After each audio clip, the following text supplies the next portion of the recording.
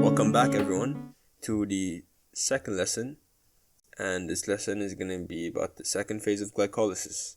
Now in the first lesson we learned about the first phase, which included the first 5 steps out of a total of 10 steps, and in the second phase we're going to talk about the remaining 5 steps.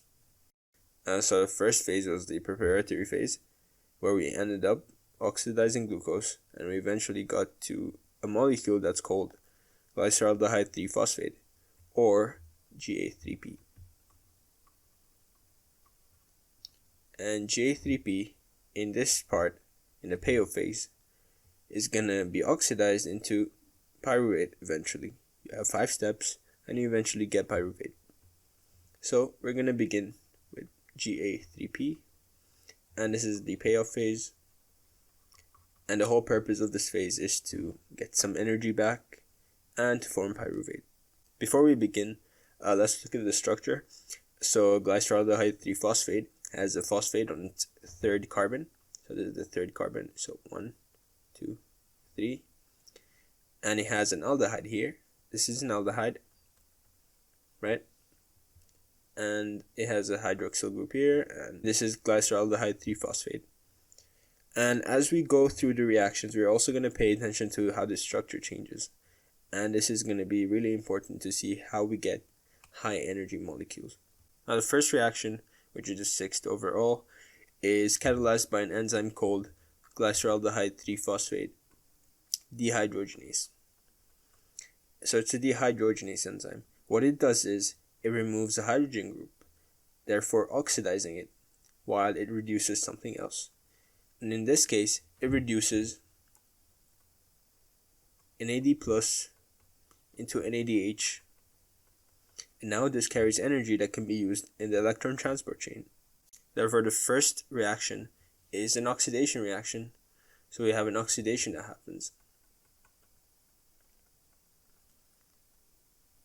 And how we did that is we removed the hydrogen that was here and we gave it to NADH. So we had this one and we gave it to NAD+, apologies. And then there was water that came in that we're not going to mention here because eventually we would let go of water, so we can cancel each other out, and you get OH that takes its place, and then the H plus is released, and this H plus is the H plus that is released from the reaction, so we can mention that. And that was the first step. In the second step of the reaction, we actually add an orthophosphate. So we have an orthophosphate, or an organic phosphate, and we remove the OH that we had. So we remove this, and we add a phosphate group. So this is simplified to be from the first to this, but we have an intermediate molecule. And the second one is a dehydration reaction because we also remove water. But it's also a type of phosphoryl transfer. And we do this to eventually get a molecule that is known as 1,3-bisphosphoglycerate. So we have a phosphate group on the 1st carbon, which is this, and we have a phosphate group on the 3rd carbon. So it's the same molecule as glyceraldehyde 3-phosphate, except you have one more phosphate, which is on the first one. And it's bisphosphate because there's a distance between the 2 phosphate groups that are added. Now 1,3-bisphosphoglycerate has a high phosphoryl transfer potential, which means that it can transfer a phosphate group to another molecule. And it has a higher phosphoryl transfer potential than ATP, so that it is able to transfer a phosphate group to ADP. And this is what allows ATP to be regenerated in this fashion. If ATP was the highest phosphoryl transfer potential out there, it wouldn't be able to regenerate. So this has a higher phosphoryl transfer potential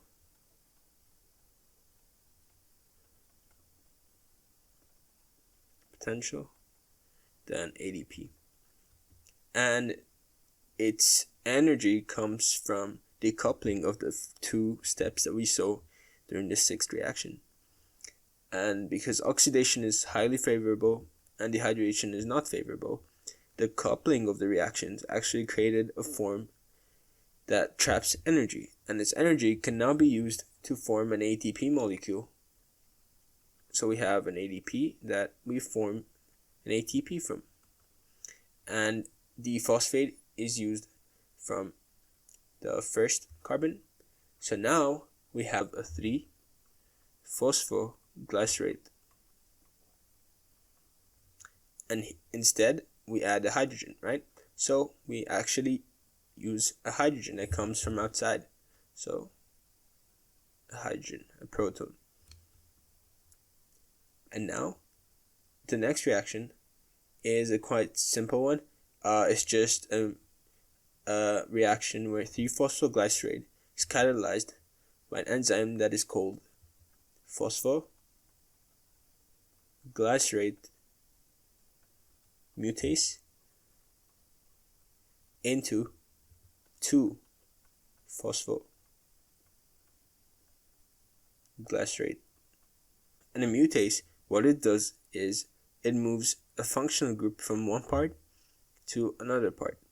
So you're moving the phosphate group from the third carbon to the second carbon. And I forgot to mention the enzyme before here. It was a It was a phosphoglycerate kinase. So it was a kinase because you're transferring a phosphate from another molecule to another. And in this case, ATP was not used as the energy source, but 1,3-bisphosphoglycerate to form ATP. And 2-phosphoglycerate is actually this molecule right here. So you formed, this is 3-phosphoglycerate, as we said. It has a phosphate on its third carbon. And carbon starts from here because you have the acid here, right? So in this case, you have the phosphate on the second carbon. And now you have 2-phosphoglycerate. And now this 2-phosphoglycerate is catalyzed by an enzyme called enolase to form a phosphoenol. And the molecule is a phosphoenol pyruvate. And what an enol group is that it's basically, let's assume that these are carbons, and here we have an oxygen. What an enol is that you have this. So you have a double bond between a carbon and carbon instead of a double bond with the oxygen here. And in this case, we have, instead of the hydrogen, we have a phosphate group. So that's why it's a phosphoenol.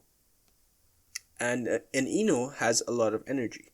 So the enolase forms an enol. However, in this case, we have a phosphoenol. Therefore, the molecule enol pyruvate is trapped with this energy. It cannot go to the pyruvate or ketone form. And here is the structure. And you can see the enol group right here. So the enol group would be this. And this is the phosphoenol. So instead of the hydrogen, we have a phosphate. And because it's unstable, firstly, it gets rid of the phosphate. It can give the phosphate to an ADP molecule, and you get an ATP out of it. And now, because this isn't there anymore, you have an enol intermediate. So basically, I'm going to write here, this is catalyzed by an enzyme called pyruvate kinase. And here we get the enol form first, which is basically without the phosphate group, and you just have hydrogen instead. Then, because it is unstable, it has to become a ketone, which pyruvate is a ketone. And in order to do that, it transfers the electrons from here to here, and you get a double bond at the oxygen. So you have a double bond here now, instead of here. Instead of this double bond. There's a lot of circles going on there, but it's for a good cause. So second thing, it's going to be a pyruvate, which is a ketone. So a ketone. So ketone is favored over enone because it is more stable. And then that's how you get the pyruvate molecule. And it's an acid. The hydrogen is gone, so it's deprotonated acid right here. I forgot to mention, when we converted 2-phosphoglycerate into phosphoenol pyruvate, it was a dehydration reaction. Therefore, we actually removed water. So where did the water come from? Well, the water came from this. So we remove this group right here. And we also remove a hydrogen that is attached to this, right? Because we want to form a double bond between these two carbons. So you have to remove something so that double bond can be formed. And these two together, they release water. Therefore, we have the release of water in this reaction here.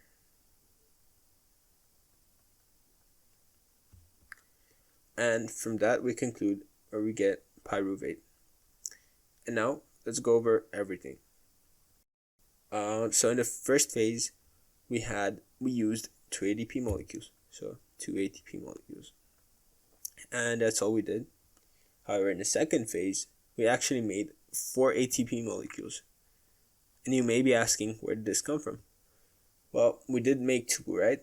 Well, let's not forget that initially we started off with 2 GA3Ps. Remember that fructose 1,6-bisphosphate is cleaved into dihydroxyacetone phosphate and glyceraldehyde 3-phosphate, and the HAP is converted into J3P, and therefore for each glucose molecule you have 2 J3Ps, and therefore everything that happened here happened twice. So you have 2 NAD pluses, 2 NADHs, 2 PIs, 2, everything, and even all the molecules. So you have 2,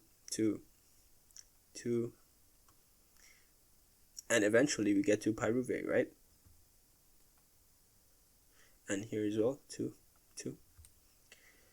And what this means is we also made plus 2 NADH.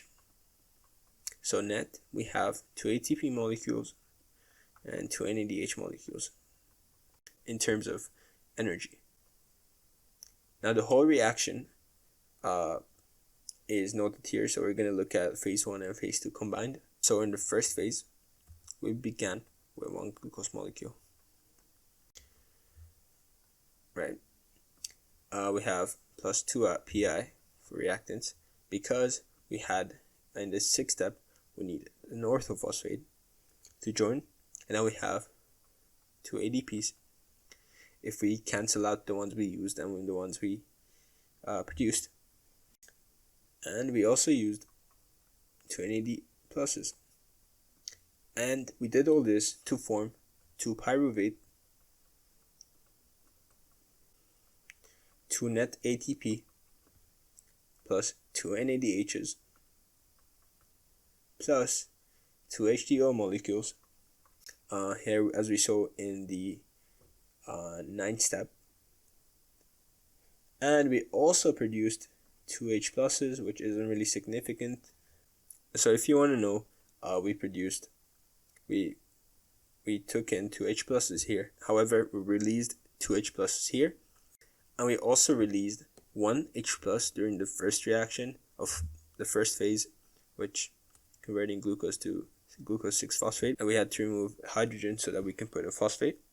And the same thing happened in the third reaction, which I didn't mention because it isn't that important. But overall, when you cancel it out, you get 2 H pluses that we produced, and they're in the products. And now we're done. We have pyruvate molecules that we really need, and these pyruvate molecules have to go into the mitochondria, and in there they're converted into acetyl-CoA, and they can be used in the Krebs cycle. In the next lesson, we're going to talk about this conversion and the transport of pyruvate into the mitochondria from the cell.